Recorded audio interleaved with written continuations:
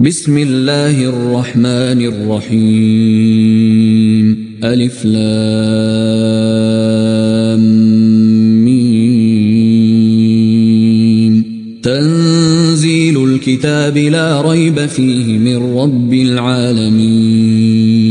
أم يقولون افتراه بل هو الحق من ربك لتنذر قوما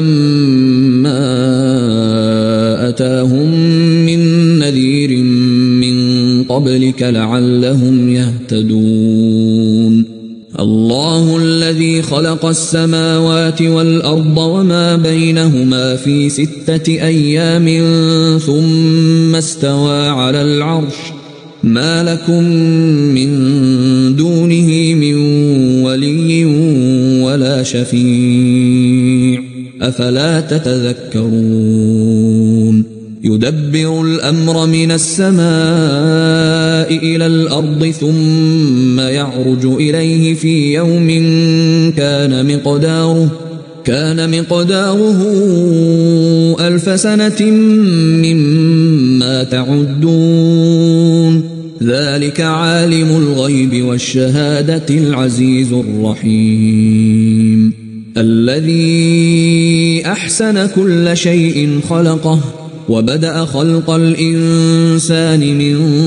طين ثم جعل نسله من سلالة من ماء مهين ثم سواه ونفخ فيه من روحه وجعل لكم السمع والأبصار والأفئدة قليلا ما تشكرون وقالوا أإذا ضللنا في الأرض أإنا لفي خلق جديد بل هم بلقاء ربهم كافرون قل يتوفاكم ملك الموت الذي وكل بكم ثم إلى ربكم ترجعون ولو ترى إذ المجرمون ناكسوا رؤوسهم عند ربهم ربنا أبصرنا وسمعنا فارجعنا نعمل صالحا إنا موقنون ولو شئنا لآتينا كل نفس هداها ولكن حق القول مني لأملأن جهنم من الجنة والناس أجمعين فذوقوا بما نسيتم لقاء يومكم هذا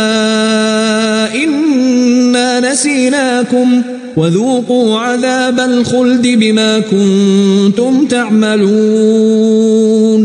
إنما يؤمن بآياتنا الذين إذا ذكروا بها خروا سجدا وسبحوا بحمد ربهم وهم لا يستكبرون تتجافى جنوبهم عن المضاجع يدعون ربهم خوفا وطمعا ومما رزقناهم ينفقون فلا تعلم نفس ما أخفي لهم من قرة أعين جزاء بما كانوا يعملون أفمن كان مؤمنا كمن كان فاسقا لا يستوون أما الذين آمنوا وعملوا الصالحات فلهم جنات المأوى نزلا بما كانوا يعملون وأما الذين فسقوا فمأواهم النار كلما أرادوا أن يخرجوا منها أعيدوا فيها وقيل لهم ذوقوا عذاب النار الذي كنتم به تكذبون ولنذيقنهم من العذاب الأدنى دون العذاب الأكبر لعلهم يرجعون ومن أظلم ممن ذكر بآيات ربه ثم أعرض عنها إنا من المجرمين منتقمون ولقد آتينا موسى الكتاب فلا تكن في مرية من لقائه وجعلناه هدى لبني إسرائيل وجعلنا منهم أئمة يهدون بأمرنا لما صبروا وكانوا بآياتنا يوقنون إن ربك هو يفصل بينهم يوم القيامة فيما كانوا فيه يختلفون أولم يهد لهم كم أهلكنا من قبلهم من القرون يمشون في مساكنهم إن في ذلك لآيات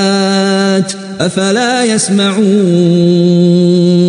أولم يروا أنا نسوق الماء إلى الأرض الجرز فنخرج به زرعا تأكل منه أنعامهم وأنفسهم أفلا يبصرون ويقولون متى هذا الفتح إن كنتم صادقين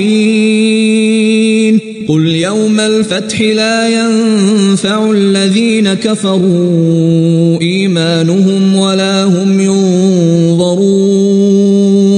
فأعرض عنهم وانتظر إنهم منتظرون